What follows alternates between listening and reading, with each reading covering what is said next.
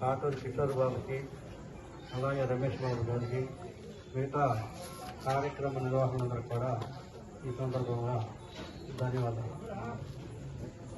మంగళగిరి నియోజకవర్గం నుంచి ఈ కార్యక్రమానికి లోకేష్ బాబు గారి ఆదేశానుసారం ఆదరైనటువంటి కేటీవీ ప్రసాద్ గారు, జిగాని శంకర్ గారు, పలగాని తాతారావు గారు, వాకా మంగారావు గారు, వాకా మాధవరావు గారు, తాతా కోటయ్య గారు, ఉయ్యూరు శ్రీనివాస్ గారు, గోరా రంగారావు గారు, గోరా బాలాజీ గారు, వీరందరికీ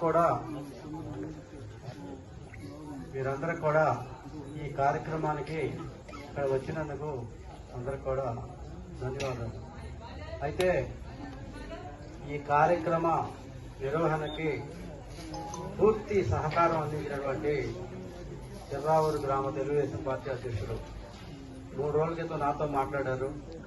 సార్, అసలు విషయం ఏమిటని ఆయన తెలుసుకోవడం కోసం మాట్లాడడం జరిగితే, ఇట్లా గౌడ్స్ అందరూ మీటింగ్ పెడుతున్నారు, ఆ కార్యక్రమం లోకేష్ బాబు గారి సభతో ఏర్పాటు చేయడం జరుగుతుందని చెప్తే వారు సంతోషంగా, అసలు మేము పూర్తి మా గ్రామ కమిటీ మొత్తం కూడా మీకు పూర్తి సహకారం ఇస్తామండి, లోకేష్ బాబు గారి కోసం మీరు ప్రచారానికి వస్తుంటే చక్కగా చేస్తామని చెప్పడం జరిగింది.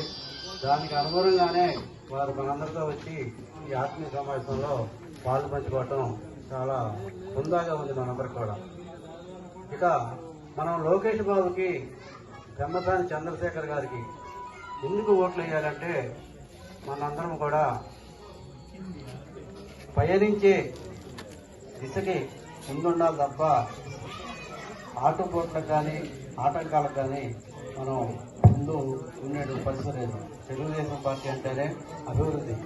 ఆ అభివృద్ధి అంతా కూడా ఎన్టీ రామారావు గారి నుంచి కూడా మనందరికీ కూడా గౌడ సంఘీయులందరికీ కూడా ప్రభుత్వంలో అద్భుతంగా మనకి అవకాశాలు కల్పించారు.